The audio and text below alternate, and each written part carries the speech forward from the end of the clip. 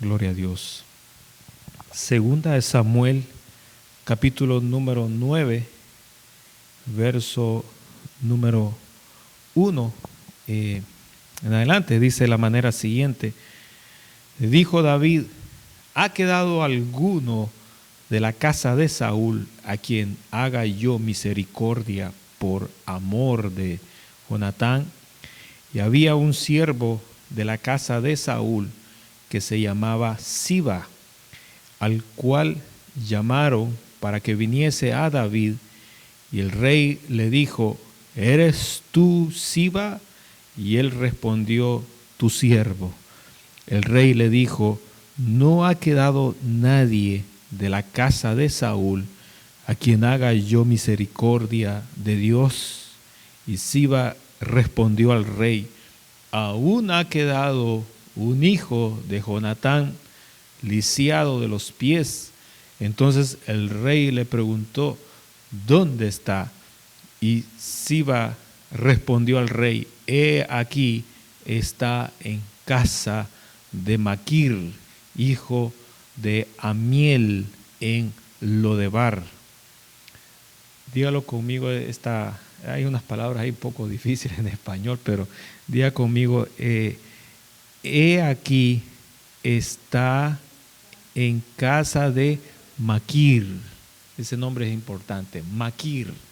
Está en casa de Maquir. Maquir. Luego, verso 5 dice: entonces envió el rey David y le trajo de la casa de Maquir, hijo de Amiel, de Lodebar, y vino Mefiboset. Dígalo conmigo: Mefiboset. Mefiboset, ese otro nombre es muy importante. Mefiboset. Y vino Mefiboset, hijo de Jonatán, hijo de Saúl, a David, y se postró sobre su rostro e hizo reverencia. Y dijo David: Mefiboset. Y él respondió: he aquí tu siervo.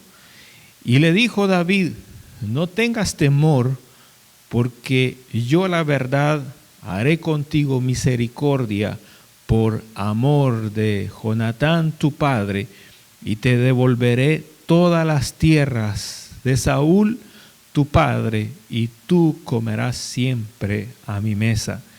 Y él, inclinándose, dijo: ¿quién es tu siervo para que mires a un perro muerto como yo? Repitamos el verso número 8. Y él, inclinándose, dijo: ¿quién es tu siervo para que mires a un perro muerto como yo?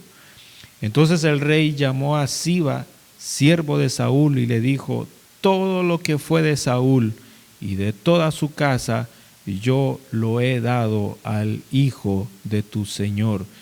Tú pues le labrarás las tierras, tú con tus hijos y tus siervos, y almacenarás los frutos para que el hijo de tu señor tenga pan para comer.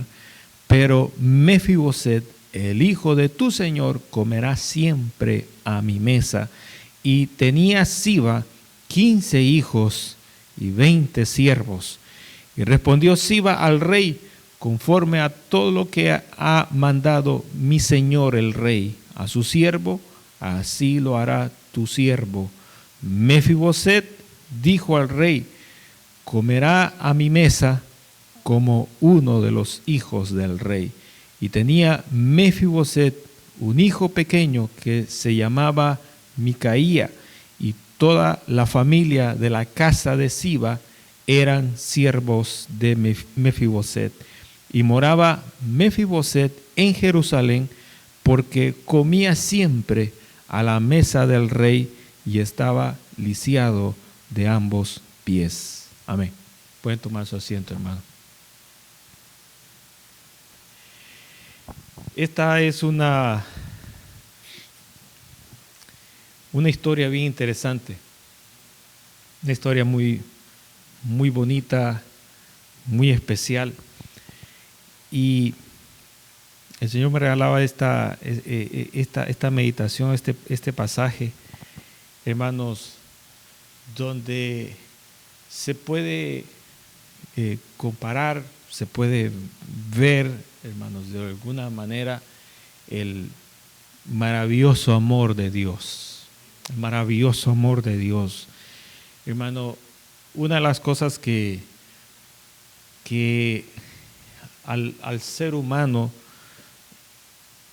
lo ha conmovido, no solamente ha sido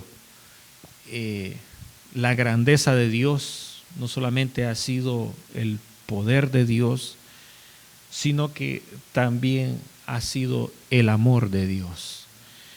El amor de Dios ha sido una acción de parte de Él que ha demostrado lo que hay, ha demostrado los sentimientos que hay en el corazón de Dios.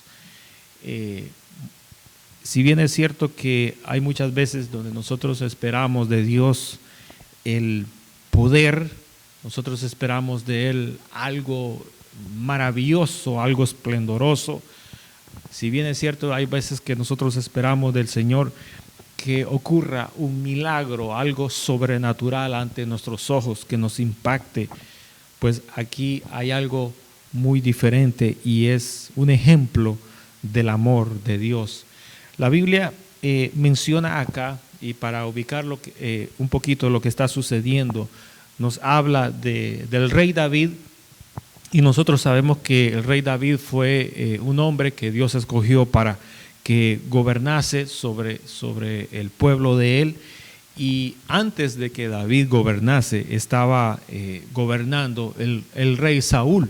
Sabemos que Dios había escogido al rey Saúl para que gobernara sobre todo el pueblo de Dios, sobre todas las tribus de Israel, para que él fuera el hombre que dirigiera a toda la nación.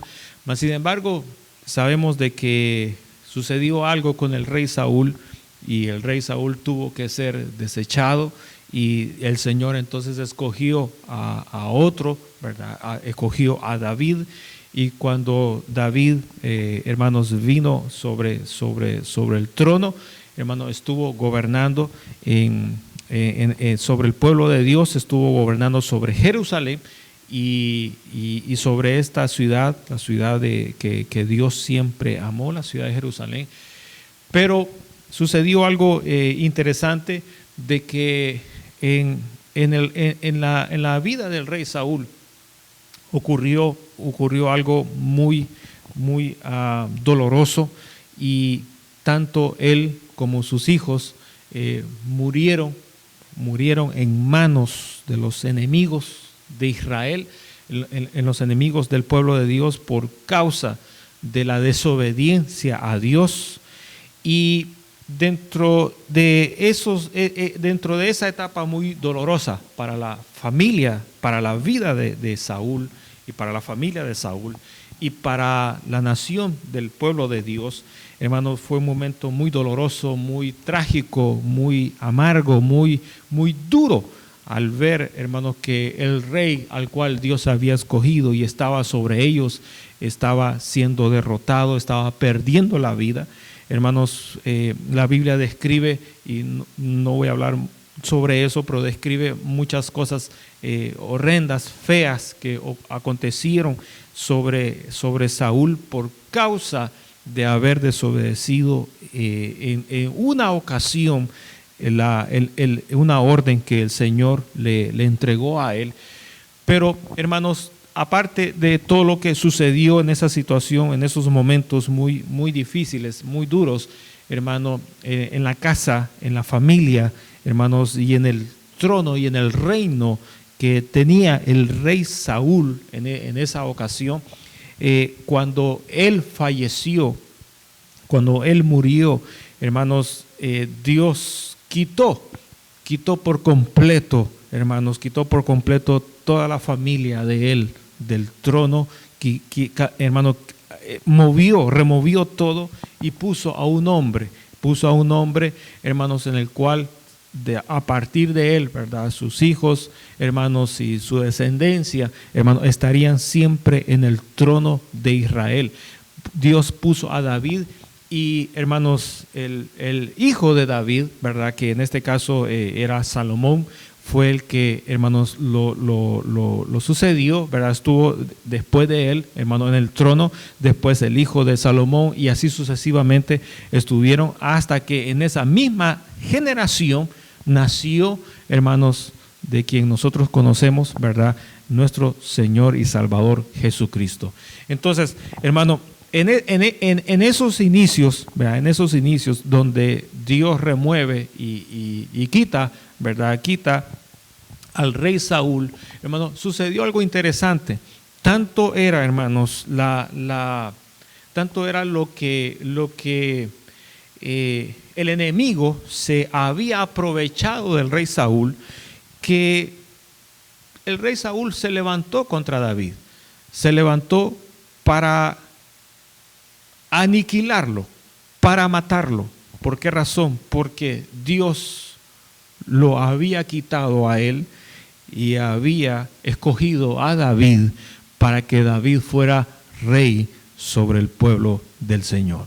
Ahora, eso, hermanos, hizo que el corazón del rey Saúl, aparte de que él se había apartado del Señor y había desobedecido los mandamientos de él, hermanos, hizo que Saúl también, el corazón de él se llenara de odio, se llenara de envidia, se llenara de orgullo, se llenara de muchas cosas que, hermanos, y dice la Escritura que un espíritu inmundo venía sobre Saúl para atormentarlo, Y David, que él, ¿verdad?, se conoce como un músico, fue uno de los grandes músicos de las Escrituras, dice que él venía ante el rey Saúl, cuando estaba él todavía en el trono, y tocaba el arpa. Y cuando David cantaba esas alabanzas al Señor y tocaba el arpa, dice la Biblia que el espíritu que atormentaba a Saúl salía de él, se retiraba de él. Y entonces Saúl en ese momento tenía paz. Mire, eso es algo interesante, que las alabanzas del Señor, ¿verdad?, las alabanzas del Señor traen un efecto en la vida del creyente, hermano, y trae un efecto también contra el reino de las tinieblas. Y entonces, hermano, en ese momento, ¿verdad?, que Saúl estaba siendo influenciado por ese espíritu inmundo, hermanos, venía ese sentimiento de odio, de venganza, hermanos, de querer matar a David. Y David, hermanos, simplemente no hizo nada. ¿Por qué razón? Porque tenía respeto de Saúl. ¿Por qué? Porque era el hombre que Dios había escogido para que estuviera como rey. Que andaba mal, sí, pero que la posición que él tenía, Dios se la había entregado. David lo respetó en todo momento. Y dice la Escritura que había uno de los hijos, bueno, Saúl tuvo muchos hijos, pero hubo uno de los hijos de él que se menciona acá, llamado Jonatán. Ese hijo, hermanos, dice la Biblia, hizo una amistad con David, pero una amistad tan fuerte, hermanos, que esa amistad, le puedo yo garantizar, es la pareja de amigos más perfecta que hay en toda la Biblia. Jonatán y David fueron los amigos inseparables de una amistad tan, y usted puede encontrar en la Biblia tantas referencias donde se hace énfasis de la amistad que había entre estos dos varones, entre Jonatán y David. A pesar de que el padre de Jonatán, ¿verdad?, Saúl, el rey Saúl, quería matarlo, hermanos, y que Jonatán, ¿verdad?, tenía problemas con su padre porque había hecho una gran amistad con David. Hermanos, Jonatán, hermanos, protegía a David para que su padre, el rey Saúl, no lo matara. Entonces, hermanos, cuando llegó la noticia trágica de que los enemigos de Israel habían, hermanos, acabado al rey Saúl y habían también acabado con Jonatán, hermanos, para David fue un dolor tan profundo ver al hombre que él respetaba, que era el rey Saúl, y al ver a su mejor amigo, a Jonatán, hermanos, muertos, para él fue algo tan doloroso, algo tan fuerte, tan duro, algo bien difícil, hermanos, para poderlo soportar. Y en las Escrituras hay referencias de todo lo que David expresó cuando se dio cuenta que ellos habían muerto. Entonces, hermano, prácticamente la familia completa de Saúl, hermanos, se había tornado en contra de David. Y eso, hermanos, por naturaleza implicaba que, hermanos, David también, hermanos, tendría enemistad, hermanos, se sentiría incómodo, intranquilo contra toda la casa del rey Saúl. Entonces, hermano, existió y se dio allí, ¿verdad?, esa incomodidad, se dio ahí esa fricción entre esas dos casas, entre esas dos familias, que, hermanos, una estaba siendo sacada de la posición de rey y otra familia estaba siendo, hermanos, estaba siendo movida a ocupar esa posición. No la estaba haciendo el hombre, hermanos, la estaba haciendo el Señor. Pero el hombre, hermano, estaba en conformidad, ¿verdad? Sentía celos, sentía enemistad, sentía, bueno, lo que cualquiera, ¿verdad?, puede sentir cuando Dios toma la decisión de sacarlo y de meter al otro. Y eso, hermano, hasta en las iglesias se da. Y en las iglesias también, ¿verdad?, un grupo de hermanos está descontento porque Dios, dice, fue el Señor quien escogió a uno y no escogió a los que ellos querían. Hasta en las iglesias ocurre que Dios decide remover a uno, ¿verdad?, y meter a otros. Hasta en las iglesias ocurre. Aquí se da, hermanos, una enemistad de por vida, digámoslo así. Y no se extraña tampoco que en las iglesias usted vea eso. Hermanos empleitados de por vida contra el pastor, contra el grupo, contra el fulano, contra el diácono, contra el anciano de la iglesia, contra la hermana. Esta iglesia se da también, hermano. Aquí se dio también, hermanos. El enemigo puso celos, puso, hermanos, envidia, puso, hermanos, cosas en los corazones de ellos, y en vez de reconocer que Dios estaba haciendo cambios, ¿verdad?, según la voluntad de Él, hermanos, se pusieron en contra de lo que Dios estaba haciendo y también en contra de las personas que Dios estaba escogiendo ahí en ese momento. Entonces, una familia queda enemistada de por vida con otra familia, hermanos, con la familia de Saúl, la casa de Saúl, enemistados con la casa de David, hermanos, de por vida. Ahora, aquí en la Biblia, hermanos, menciona a un personaje, Mefiboset, un hombre llamado Mefiboset. Este personaje, Mefiboset, dice la Biblia que era un hombre lisiado de los pies. Ahora, ¿qué fue lo que pasó con él? La Biblia dice que cuando el rey Saúl murió, ¿verdad?, llegó la noticia de que él había muerto.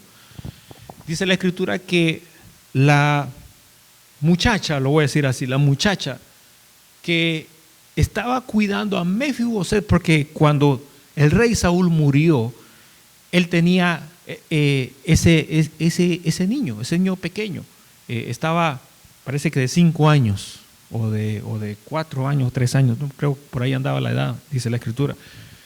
Y la La muchacha que lo tenía en ese momento, al oír la noticia de que el padre, el rey Saúl, había muerto en manos de los adversarios, de los enemigos de Israel, dice que de la aflicción de la noticia, agarró a Mefiboset con sus brazos y salió corriendo, huyendo.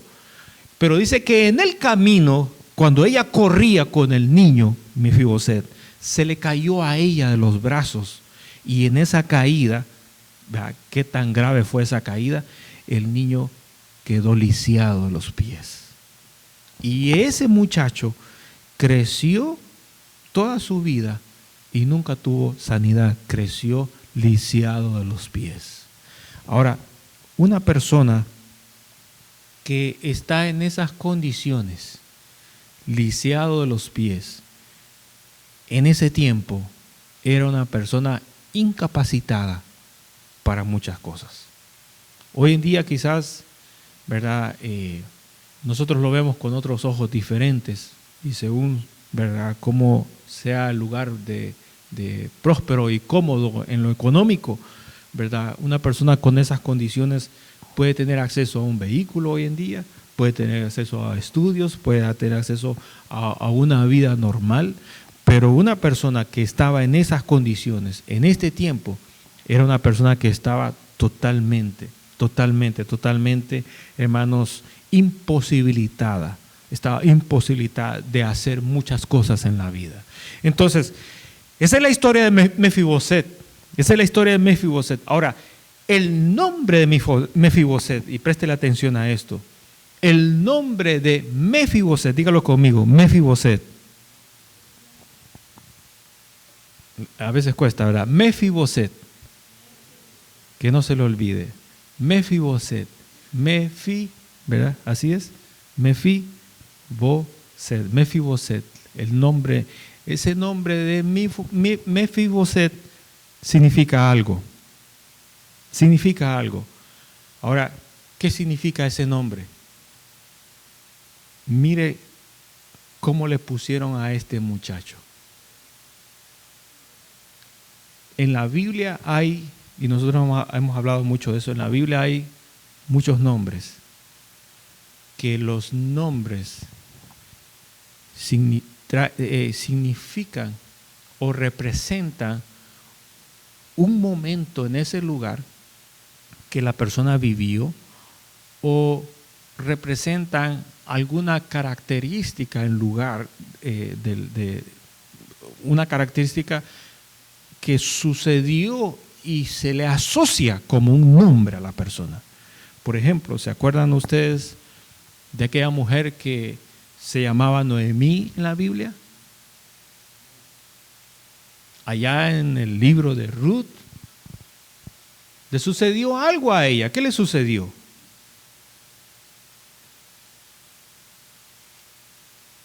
¿Qué le sucedió a ella?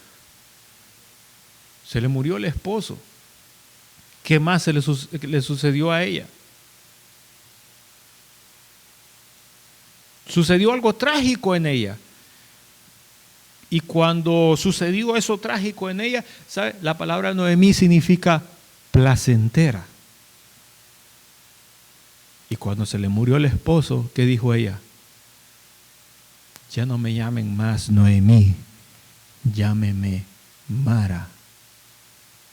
¿Por qué? Porque la palabra Mara significa amargura. Nosotros ya hablamos acerca de eso. Entonces, se cambia el nombre ella. Y ella dice, ya no me llamen ya más, porque ya no hay alegría en mi rostro.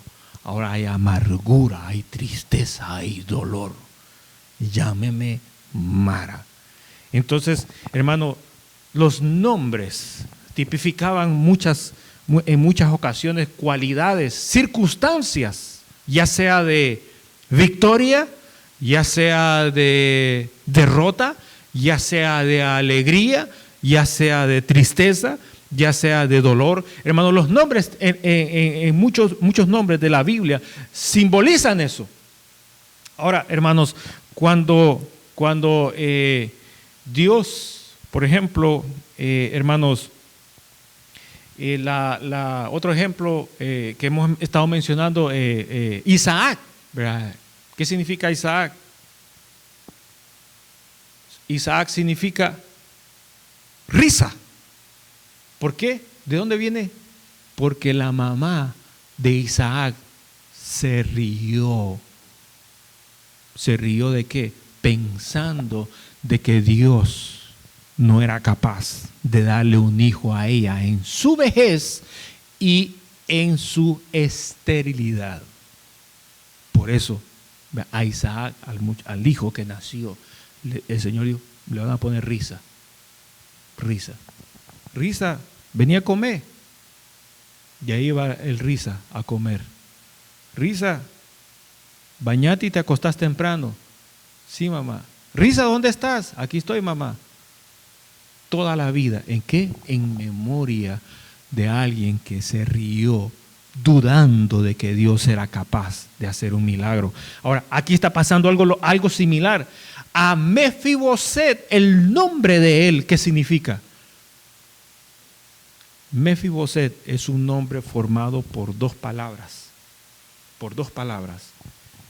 La primera palabra significa, por ejemplo, cuando alguien, le voy a explicar, cuando alguien pone, digamos que aquí, ¿verdad? Toda esta parte de acá está llena de hojas. Usted se ha fijado, ¿verdad? Cuando las hojas caen, ¿en qué mes caen las hojas? Caen en el otoño. ¿Para qué meses? Para el mes de octubre. Van cayendo las hojas, los árboles se van secando, ¿verdad? Llega el mes de otoño y hay hojas por todos lados. ¿Se ha fijado? Sí, dígame, hermano, ¿o no? ¿Verdad? Quiero saber que está aquí. Hermano, se llena de hojas todo eso. Entonces, ¿qué hacen las personas que trabajan en las hojas? Van una por una recogiendo, la verdad.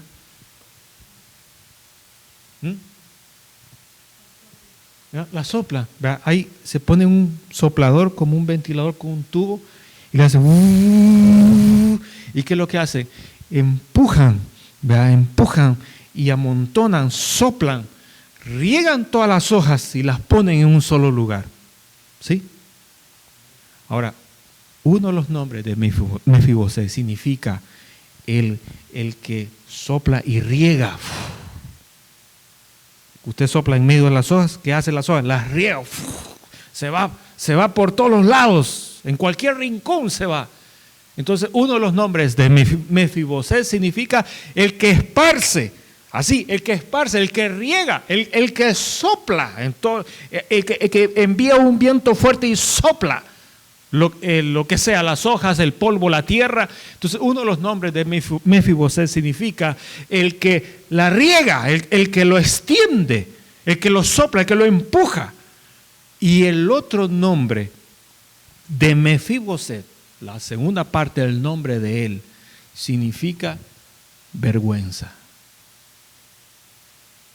O sea, que el significado del nombre de esa persona, de ese niño, de ese muchacho, llamado Mefiboset, es el que esparce la vergüenza.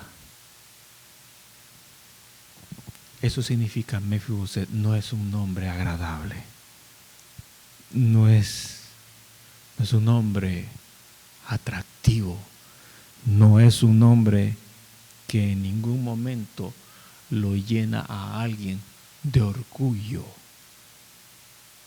Mefiboset no es un nombre, no es un nombre para sentirse en un estado, una posición alta. Mefiboset es un nombre humillante, es un nombre que da pena, es un nombre que da vergüenza. ¿Por qué?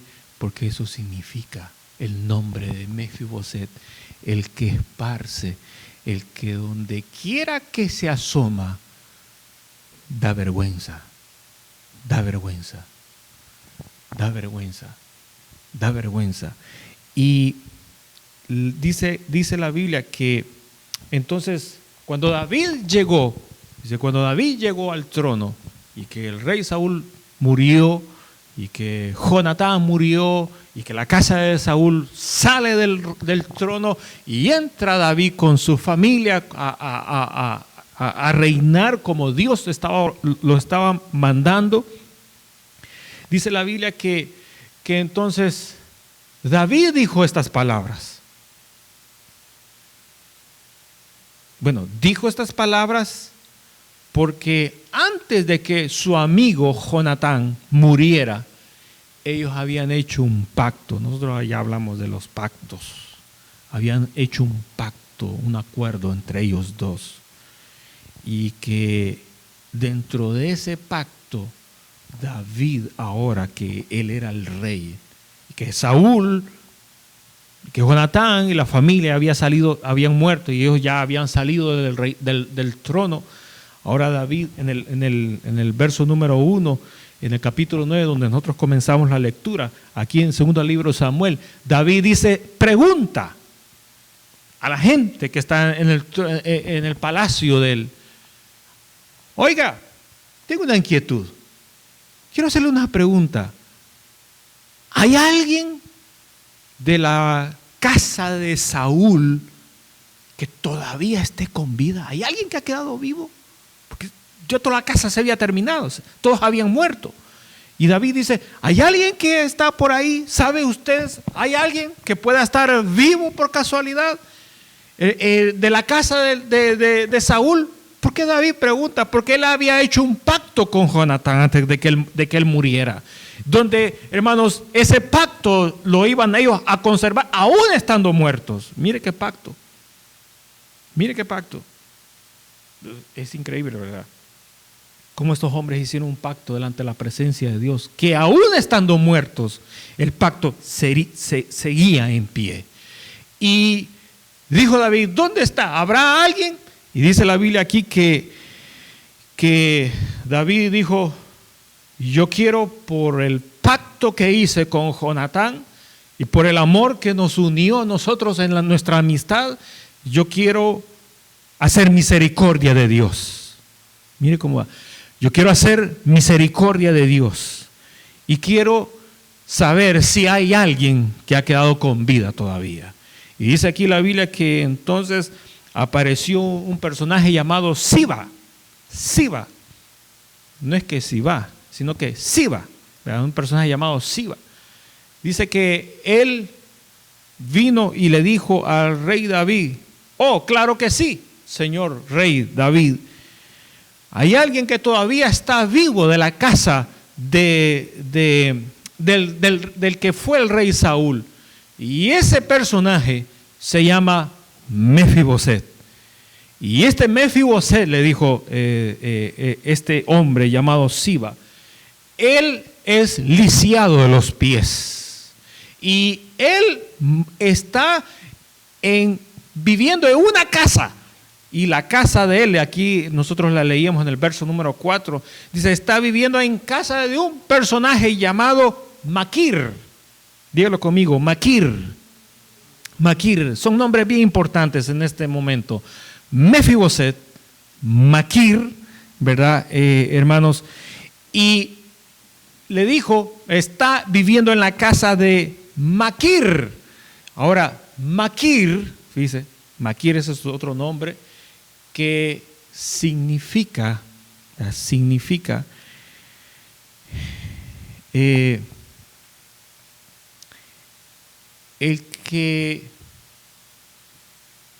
que toma, lo voy a poner como ejemplo el que toma algo, dice, Maquir significa el que toma algo y lo mira y dice, sí, me sirve. ¿Cuánto lo vende usted? 2 pesos. No vale mucho, pero lo voy a tomar. Y sí, lo Le doy los 2 pesos por eso. Yo voy a ver si lo vendo en 5 o en 10. Maquir significa el que toma algo para usarlo como mercancía. Y si él toma una persona, la ocupa como un esclavo para venderlo como un esclavo. Eso significa maquir. Mefiboset significa, ¿qué habíamos dicho? El que, hagámoslo más sencillo, el que da vergüenza. Maquir, ¿qué significa? Hagámoslo más simple, el significado. El que toma algo para usarlo como un esclavo. Un esclavo para él o como para venderlo a otro por un precio, como una mercancía, como que fuera un objeto. Eso significa maquir. Mefiboset significa el que da vergüenza. Y maquir significa el que lo toma para ocuparlo como esclavo. Ahora, mire qué bonito esta parte de las Escrituras. Aquí es donde entra el amor de Dios. Aquí es donde se mira el amor de Dios. Porque David, hermanos, pregunta en su palacio, todavía hay alguien, está supuesto que David no tiene que estar buscando a alguien de la casa de Saúl cuando todos de la casa de Saúl son sus enemigos, quedaron como enemigos de él.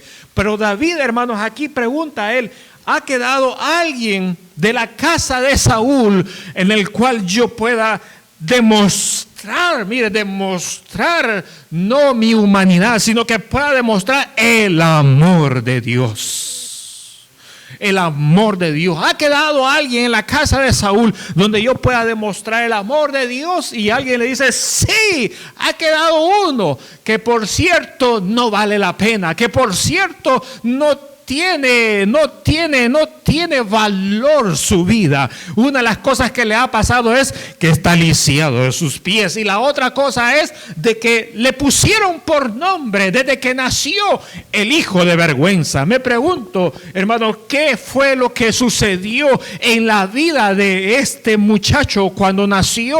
Hermano, ¿qué fue lo que sucedió entre el rey Saúl y su madre para que, hermanos, el niño que no tenía nada que ver en esa relación con la madre, hermanos, le pusieran el nombre del hijo de vergüenza? Es decir, el hijo que me avergüenza, o el hijo que lleva una vergüenza, el hijo que no es puesto en alto. Hermano, eso es yo digo bastante humillante, porque cuando uno tiene un hijo o cuando uno tiene una hija, hermano, como padre o como madre, lo que uno espera por naturaleza, hermano, es ponerlo en alto. Pero hay muchos padres, hay muchas madres, hermanos, que son desnaturalizados por completo, que en vez de poner en alto sus hijos, los ponen lo más bajo, los humillan, hermanos, los ponen en condiciones más bajos que lo humillante. Y aquí se está dando una situación bastante extraña. ¿Por qué? Porque un hombre que, hermano, se sabía o se conocía que tenía temor de Dios, hermanos, tuvo el valor de ponerle a uno de sus hijos vergüenza. Ahora, hermanos, aquí hay algo bien interesante. En lo espiritual sucede lo mismo. Todos nosotros, en algún momento, hermanos, el diablo nos hizo sentir de que éramos hijos de vergüenza. Todo aquel, hermanos, que está apartado de Dios tiene esos pensamientos, porque esos pensamientos solo el Señor los puede quitar. Esos pensamientos solo el Señor los puede quitar. La ciencia, hermanos, siempre ha dicho, y a pesar de que la ciencia, hermanos, ha enseñado, parecía que el hombre no le presta oídos a eso. Pero, hermanos, cuando la ciencia dice que el hombre está y describe en estas condiciones, obviamente son condiciones que el hombre, hermano, puede tener cuando está lejos del Señor. Y la ciencia ha dicho, las personas que están en estas condiciones tienen la tendencia a sentirse, y voy a usar la expresión que está aquí en la Biblia, a sentirse como hijos de vergüenza, a sentirse incapacitados, a sentirse miserables, a sentirse que no valen nada. Hermano, esos pensamientos no provienen de Dios, esos son los pensamientos que provienen, hermano, de parte del mismo reino de las tinieblas, de parte del mismo diablo. ¿Por qué? Porque él sabe, hermano, de que Dios es el que levanta, hermanos, del polvo de la tierra al hombre con su poder, con su misericordia, hermanos, con su favor. El diablo no hace eso. El diablo lo que hace es hundirlo más y más y más. Y una de las cosas que el diablo hace, no solamente de hundirlo, es también de ocupar las mismas palabras de él y hacernos sentir, hermanos, a nosotros de que somos personas que no valemos nada, de que no tenemos valor para nadie, cuando en la Biblia dice, hermano, que Dios entregó todo lo valioso, cuando Dios entregó a su Hijo unigénito, hermanos, para que muriera en la cruz del Calvario. Cuando la Biblia dice que Dios lo dio todo, el diablo le está diciendo al hombre que no vale nada, cuando Dios ya pagó el precio por nuestra salvación. Eso fue lo que sucedió en lo espiritual. Aquí, hermano, en el ambiente humano, en el ambiente terrenal, hermanos, David está diciendo, yo quiero en este momento demostrar el amor de Dios, hermano, a uno de cualquiera que esté todavía, si es que está vivo, en la casa de Saúl, averiguar si todavía vive alguien. Y aquí, hermanos, alguien le dijo a él, sí, claro que sí. Hay un hombre llamado Mefiboset, lisiado de los pies, y que su nombre significa el hijo de vergüenza. Y este hombre, hermanos, que ha vivido toda su vida lisiado y ha vivido bajo ese seudónimo o bajo ese apodo o bajo ese sobrenombre. Le pregunto yo, hermanos, ¿cómo lo llamaban a usted cuando no conoció al Señor o cuando no conocía al Señor? Ese seudónimo, ese sobrenombre o ese apodo no venía de Dios, porque Dios transforma al hombre y Dios pone cántico nuevo en nuestros labios. Dios pone pensamientos nuevos. Dios, hermano, es el que limpia y sana el corazón. Dios es el que hace de nosotros, dice la Escritura, una nueva criatura. Y en Cristo todas las cosas son hechas nuevas. Eso solamente lo hace Dios, no lo hace el hombre. Y aquí, hermanos, cuando le dijeron, vive uno llamado Mefiboset, dice la Biblia que entonces David le dijo a este personaje, Siba, traédmelo para que yo haga misericordia con él. Y dice la Escritura que cuando le llevaron a Mefiboset ante la presencia de él al palacio del rey, dice la Biblia que le dijeron, le dijo David, ¿eres tú Mefiboset? Mefiboset le dijo, tu siervo. Ellos se humillaban, hermanos, ante la autoridad. Y le dijo, sí, yo soy tu siervo, yo soy Mefiboset. Y dice la Biblia que cuando David vio a Mefiboset, hermanos, no le dijo, te quiero sacar en cara, hoy que estamos rostro a rostro, todo lo que tu padre hizo para matarme. Te voy a sacar en cara ahora todo lo que tu familia hizo para aniquilarme. Ahora que cuando tu familia estaba en el trono y yo estaba abajo, ellos hicieron muchas cosas para destruirme, pero ahora Dios los removió a ustedes y me puso a mí en el trono, y ahora a mí me ha dado el poder de aniquilar hasta el último de la casa de Saúl. Mas sin embargo, ahora yo te he llamado no para aniquilarte, sino para demostrarte el amor de Dios. Dios. Aleluya. Hermanos, lo llamó, ¿sabe para qué? Para demostrarle el amor de Dios. Porque el amor de Dios da vida, no da muerte. El amor de Dios da vida, no da muerte. El amor de Dios, hermano, rompe las cadenas, no pone cadenas de opresión. El amor de Dios libera nuestras cargas, no pone cargas que pesan sobre nuestros hombros. David le dijo, te he llamado, ¿para qué? Para demostrarte el amor de Dios. Y a partir de este día, hermanos, David dio un decreto. Y cuando dio ese decreto, dijo, a partir de este día, tú estarás todos los días, en todos los tiempos, comiendo a la mesa del rey. Aleluya. Yo sé que usted no se alegra quizás mucho por eso, pero ponerlo a la mesa del rey era una gran cosa. Ese era el privilegio más alto. El privilegio más alto, hermanos, en una nación era el trono. Ese era el puesto más alto. Ese era el puesto más alto. Cuando a José lo pusieron sobre Egipto, le dijo el faraón, estás por encima de todos, menos de mi silla. Pero después de mi silla, estás por encima de todos. Y te lo voy a demostrar, le dijo.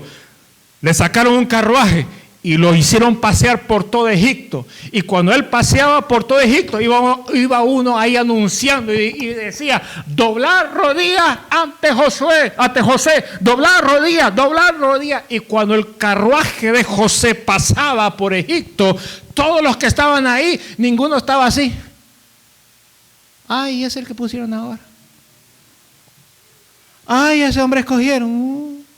¿Qué será? ¿Y hoy qué va a hacer ese? No, cuando el carro de José pasaba, todos tenían que inclinarse, a hacer reverencia, doblar las rodillas. Eso fue lo que dijo Faraón. Estás por encima de todo. Y todo lo que tú digas se va a hacer al pie de tu palabra. Y David llamó a un hombre llamado, ¿cómo? Llamado, ¿qué cosa? ¿Llamado cómo?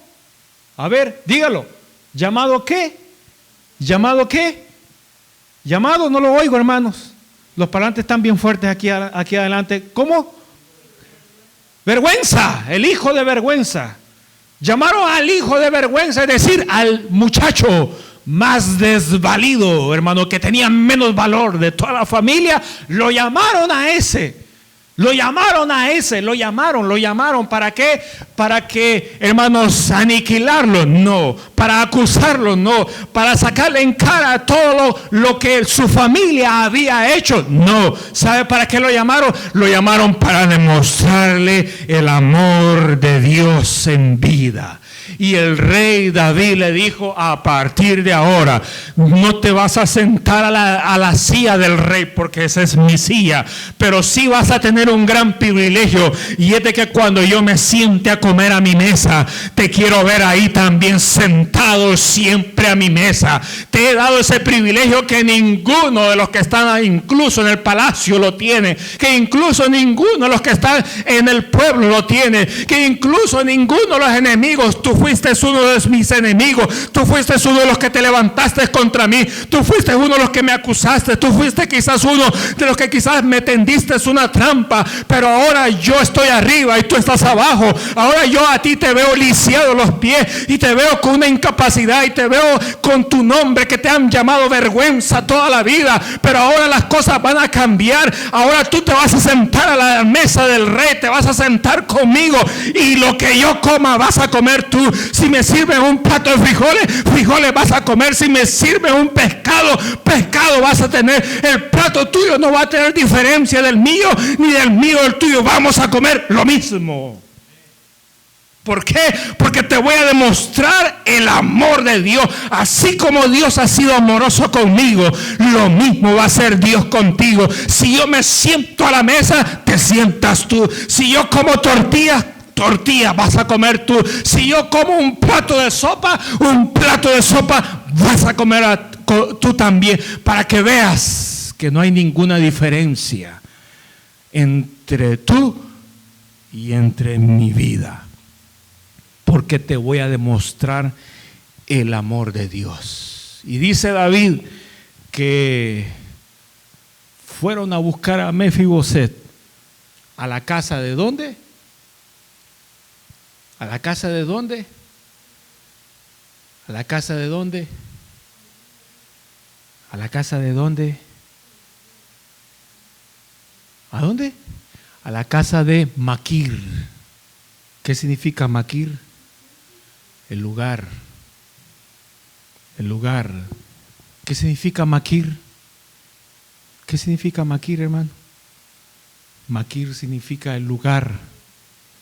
¿El lugar de qué? El lugar donde te tienen de esclavo. El lugar donde te tienen de esclavo. David, hermanos, llamó a alguien que no era la persona indicada para venirse a sentar a la mesa del rey. No era la persona indicada. ¿Pero por qué lo hizo? Para demostrar el amor de Dios. Oiga lo que le voy a decir. Usted está ahora sentado a la mesa del Señor. Está sentado a la mesa del Señor y usted no era la persona indicada para estar sentado a la mesa del Señor este día. Usted no tenía ningún nombre, por bonito que fuera, que lo promoviera y que le diera el aval para sentarse a la mesa del gran rey. Nosotros nos hemos sentado a la mesa de Dios y nos hemos sentado a la mesa de Él. ¿Sabe por qué? Porque hubo alguien que tuvo misericordia de nosotros. Hubo alguien que dio su vida por nosotros. Hubo alguien que nos vio a nosotros, así como David vio a un lisiado a los pies llamado hijo de vergüenza.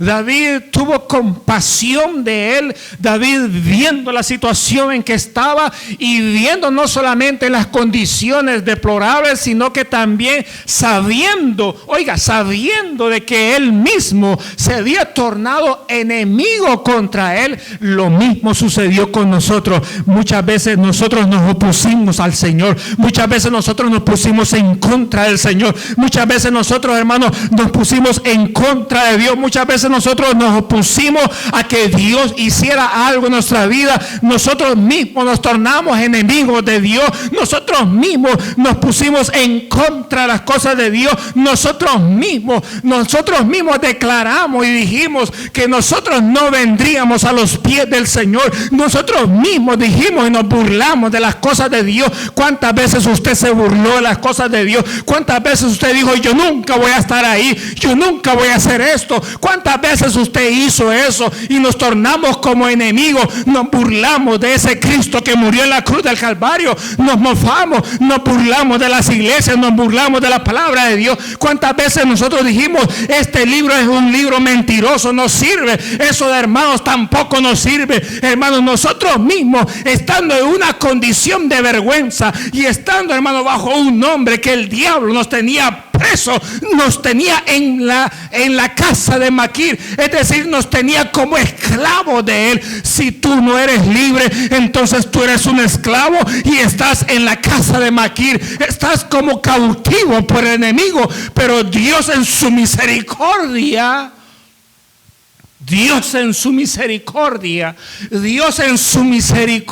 oiga, Dios en su misericordia no solamente se compadeció al vernos cautivos, sino que también nos perdonó por haberle ofendido.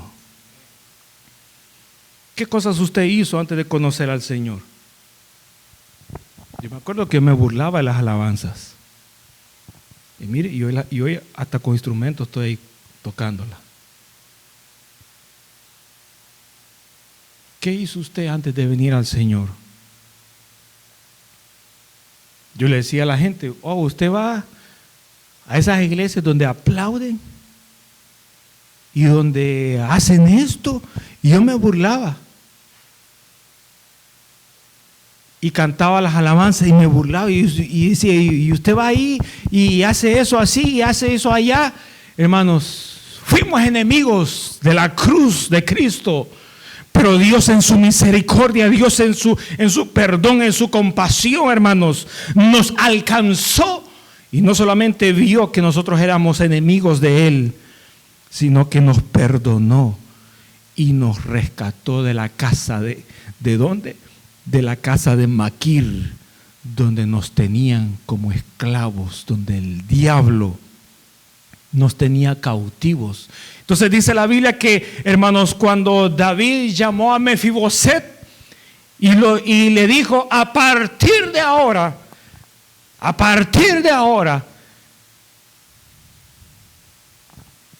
yo no tengo ningún rencor porque tú te hayas tornado enemigo mío. Te perdono, le dijo David. Y no solamente te perdono, voy a poner gente que te traiga, porque tú no puedes caminar, estás lisiado los pies. Voy a traer gente que te traigan de tu casa. Y ya no vas a morar en la casa de Maquir, en la casa de la esclavitud. Vas a morar ahora en la ciudad de Jerusalén. Y cada vez, en los tiempos de comida, te quiero ver aquí sentado hasta tu último día. Te quiero ver aquí sentado a la mesa comiendo conmigo. ¿Cuánto dan gloria a Dios por eso, hermano? ¿Cuántos de ustedes se conformarían con eso? Oh, ¿quiere más entonces? ¿Cuántos de ustedes se conformarían con eso, hermano? O muy poquito le están ofreciendo. Pues para que a usted le gusta pedir bastante. ¿Cuántos de ustedes se conformarían con eso, hermano? Con perdonarle la vida, digámoslo así, porque estaba supuesto que ahora era el rey y él tenía la autoridad de ir a matar a sus enemigos, pero no lo hizo, le perdonó la vida. No importa que te inviten a comer, con solo que te perdonen la vida, para muchos es bastante. Le perdonó la vida. Pero no solamente le perdonó la vida, también lo invitó a comer. Le garantizó el plato diario, hermanos, en la mesa del rey. Ahora, no solamente le dio eso. ¿Sabe qué más le dio? Le dijo todo,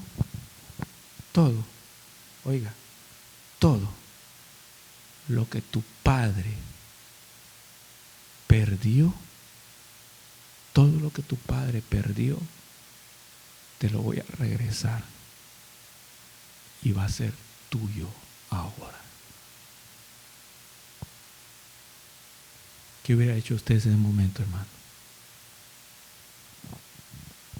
Le dijo, todas las tierras, todos los animales, todas las casas, todo lo que te dieron, todo lo que tú perdiste y que fue de tu padre, ahora yo lo voy a mandar a pedir y te lo voy a entregar, va a ser tuyo.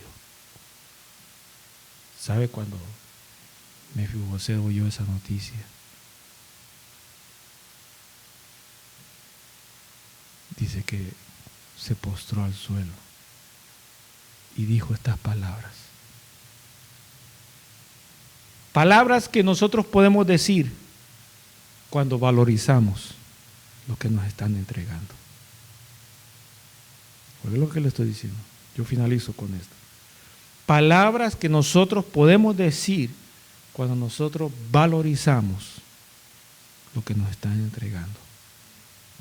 El día que usted no valorice lo que le han entregado, tenga mucho cuidado. Tenga mucho cuidado. Porque usted ahí mismo está dando sus propias sentencias. Mefiboset, cuando vio que lo estaban subiendo, vino a él y se postró ante el rey David y dijo, Pero ¿qué pasa? ¿Quién soy yo para recibir todas esas cosas? Pero espere, oiga. Él mismo tenía un concepto de él. Un concepto que él lo aprendió desde niño. Porque desde niño lo llamaron no el niño bonito, no el niño precioso, no el gran muchacho de la casa, no el corazón de mamá, el corazón de papá. ¿Sabe cómo lo llamaron desde niño? Lo llamaron: eres la vergüenza de esta casa. Y él creció con ese pensamiento en su cabecita, en su corazón, y él sabía que él no era bienvenido en esa casa. Y él sabía perfectamente que las únicas dos personas que le podían dar el valor que él se merecía como hijo, que era su mamá y su papá, y que no se lo estaban dando, entonces él entendía que estando afuera de la casa, él iba a valer menos que lo que valía en la casa. ¿Por qué? Porque era la vergüenza de la casa. Y estando afuera de la casa, lo llamaban: vergüenza de Saúl, vení para acá. Vergüenza de la casa de Saúl, vení, tengo algo para ti, vení para acá. Hermano, era donde quiera que él fuera, en su vida ya estaba programada a ser la vergüenza por completo. Y tanto era así que cuando él hablaba de él mismo, él decía: soy vergüenza y me llamo vergüenza y mi vida es una vergüenza. Y para alguien que tiene ese concepto de sí mismo, ¿qué es lo que puede esperar de un futuro? Esperar nomás seguir siendo la vergüenza de la casa. ¿Cuál es el concepto que tú tienes de ti mismo? Tú tienes que ir a preguntar al vecino qué es lo que piensa de ti. O tú tienes que ir a preguntar a tu padre, a tu madre, te lo digo con respeto, qué es lo que piensa de ti. Tienes que ir a preguntar a tu tía, a tu suegra, a tu cuñado, a tu cuñada. Tienes que preguntarle a alguien de tu familia. Tienes que preguntarle a tu jefe, a tu supervisor. Tienes que preguntarle a alguien de la calle, a tu amigo, a tu amiga. Tienes que preguntar a ver quién tiene un concepto de ti. Te tengo una noticia que te va a ayudar y puede revolucionar toda tu vida y toda tu forma de pensar. Dios tiene una forma de pensar diferente y Dios no te mira como la vergüenza. Dios te mira como una persona valiosa. Por esa razón fue de que Él envió a su Hijo unigénito para que muriera en la cruz del Calvario, para que todo aquel que en Él crea no se pierda, mas tenga vida eterna. Aleluya. Por esa razón Jesús vino a este mundo. Por esa razón Jesús no te puso a ti para que tú pagaras el precio con tu sangre, ni para que tú fueras clavado en esa cruz del Calvario, ni para que los clavos entraran en tus manos y en tus pies, sino que fue Él quien se ofreció por amor para rescatarte de esa casa de prisión, para rescatarte de ese nombre de maldición y darte una nueva vida en Cristo Jesús. Aleluya. Por esa razón, hermanos, por esa razón fue de que cuando Mefiboset habló y abrió su boca, le pregunto yo a usted en esta hora, cuando usted abre su boca, ¿qué es lo que usted dice de usted mismo? Soy una inútil, soy un inútil, soy una incapaz, soy un incapaz, soy esto, soy lo otro. Ya bota esos pensamientos, ya bota esas palabras, porque este día Dios ya no te va a llamar Mefiboset, porque Dios no llama de esa manera, mas sin embargo Él nos hace venir a su presencia, Él nos hace venir a su reino, nos hace venir a su palacio, nos hace venir a su mesa. para que comamos alimento, alimento lo que comen los reyes, alimento lo que comen los hijos de Dios, aleluya. Dios, hermano, le permitió a David que él llamara al hijo de vergüenza, al hombre que estaba lisiado, al que estaba en la casa de la prisión, que estaba en ese lugar, lo llamó, y cuando lo llamó le dijo: estas cosas van a suceder contigo. Comerás a mi mesa, estarás en mi casa, estarás aquí siempre siendo servido por todos los que sirven en este palacio. Y no solamente eso, todo lo que el enemigo, todo lo que el adversario robó de la casa de tu padre, te lo entrego a ti. Hermanos, cuando nosotros venimos a Cristo Jesús, venimos con pérdidas. Ninguno viene con ganancia. Venimos con pérdida. ¿Sabe por qué? Porque el diablo nos roba las cosas. El diablo nos roba la felicidad. El diablo nos roba, hermanos, la paz. El diablo nos roba el futuro. El diablo nos roba la salud. El diablo nos roba la salvación. El diablo nos roba la comunión con Dios. El diablo nos roba todo aquello que Dios quiere entregarnos. El diablo nos roba todo eso. Y David le dice a Mefiboset: todo lo que el adversario les robó a ustedes, te lo retorno. Eso es lo que Dios hace con nosotros. Dios nos retorna la felicidad, hermano. Dios nos retorna la paz. Dios nos retorna la libertad. Dios nos retorna, hermano, la salud. Dios nos retorna, hermano, la comunión. Dios restablece la comunión con Él. Hermano, todo lo que el enemigo nos robó, hermano, Dios lo restaura. Hermano, si usted está en la casa de Dios, está supuesto, y tiene que ser un amén, y está supuesto de que usted tiene que estar recuperando lo que el diablo le robó. Si usted está en la casa de Dios, está supuesto que usted tiene que estar recuperando lo que el diablo le robó. Usted tiene que estar orando: el Señor, vine enfermo, aquí en tu nombre soy sanado. Señor, vine aquí en tu casa solo, aquí en tu casa, ahora tú vas a restaurar las cosas. Señor, vine destruido, vine con tristeza, vine con herida, vine con dolor, vine con esto, ahora, Señor, tú vas a restaurar todas esas cosas aquí en tu casa, aleluya. Porque si Dios no lo restaura, hermano, lárguese de este lugar. Lárguese de este lugar, porque usted está perdiendo este tiempo. Usted no está haciendo nada. Pero si usted está en la casa de Dios, usted está supuesto que usted está recuperando las cosas que el diablo robó. Todo lo que el diablo robó, hermanos, no tiene que estar en las manos de él, tiene que ser recuperado. ¿Quién lo va a recuperar? Va a ser la misericordia de Dios, aleluya.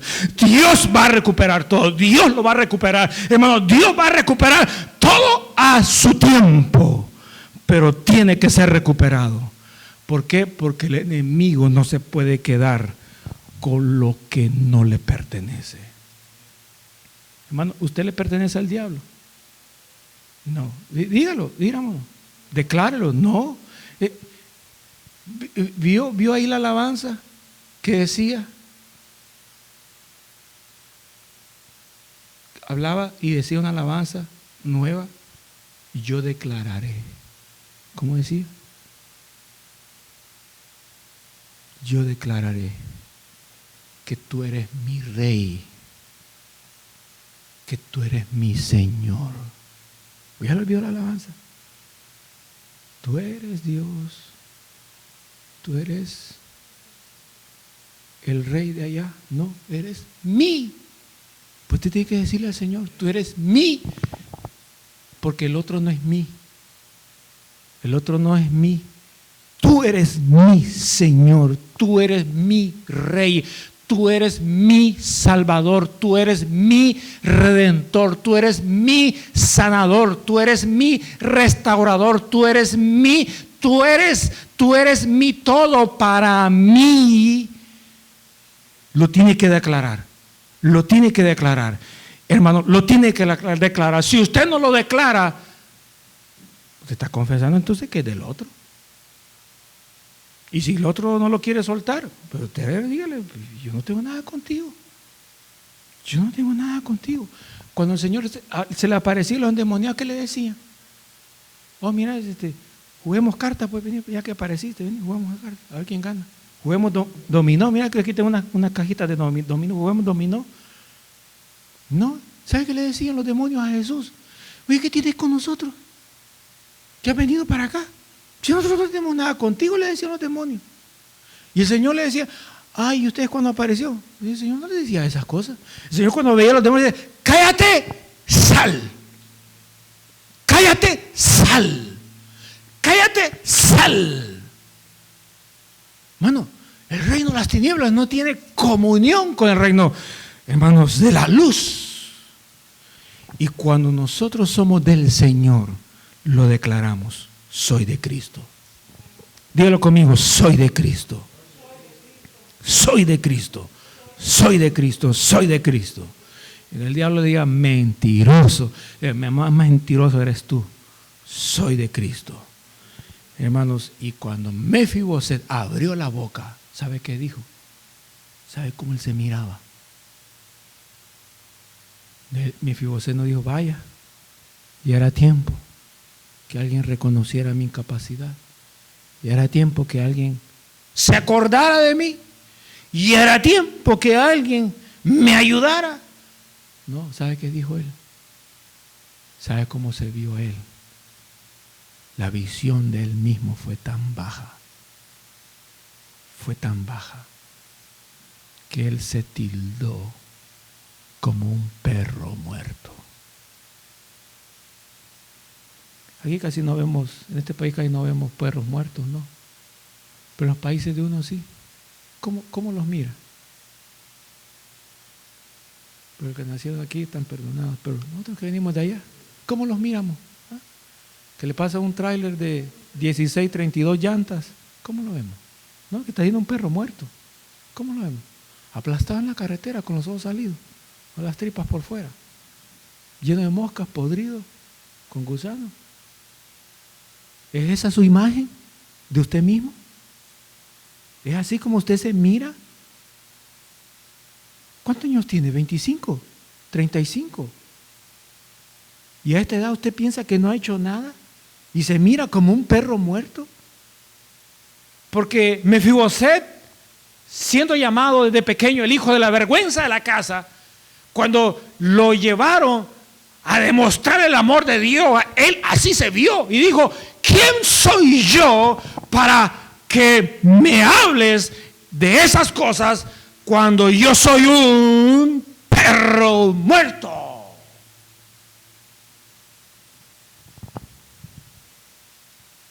Y David le dijo, Dios no te mira como un perro muerto. Dios te mira como una joya, porque para Él vales. Tanto así que el Señor dice que nosotros somos para Él el especial tesoro. ¿Ha leído eso en la Biblia? Le pregunto, ¿el diablo le dice así a usted? No, nunca le lo va a decir. Oiga, yo tengo 34, 35, 33, 32 años de conocer al Señor y nunca el diablo me ha dicho a mí, eres mi especial tesoro. Nunca. Y ni quiero que me lo diga. Si se atreve a decírmelo, me está mintiendo. Pero el Señor sí nos dice eso a nosotros. Dice el Señor que somos la niña en los ojos de Él. La niña no es la niña que anda caminando ahí. Mami, ya me quiero ir a casa. Espérate, ya terminó el culto. La niña, esa parte del ojo, que cuando viene una basura, el párpado rápido se cierra para proteger el ojo. Es la niña del ojo. Somos la niña del ojo de Dios. Que cuando algo se nos acerca para dañarnos, su protección está garantizado para nosotros. Lo más valioso de Dios, ¿sabe qué es? Se llama Jesús.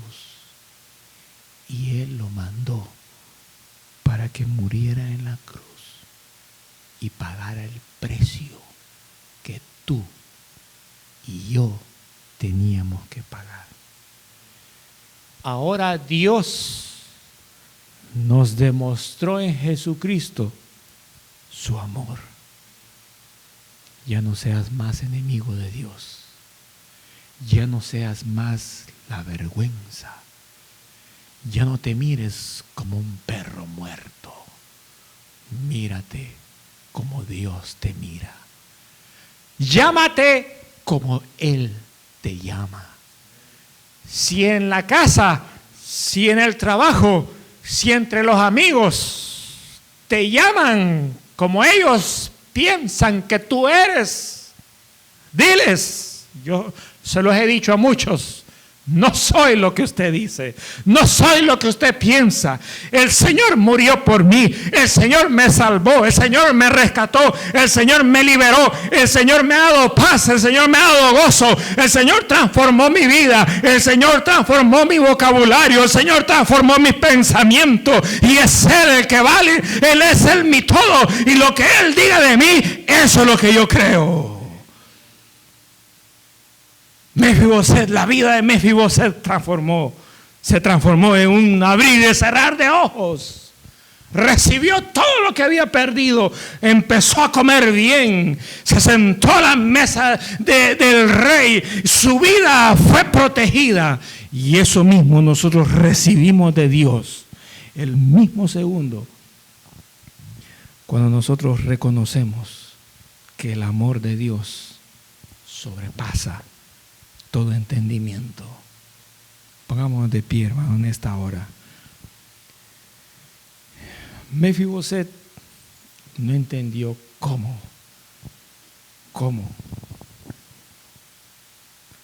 fue posible que, siendo él lo que era, en un momento de su vida llegase a recibir una exaltación tan grande. Eso mismo nos pasó a nosotros, que no nos imaginábamos que un momento en nuestra vida Dios se nos acercara para darnos la oportunidad de salir de esa casa de prisión, de esa casa donde hay ataduras, de esa casa donde nosotros no podemos salir por nuestra propia cuenta.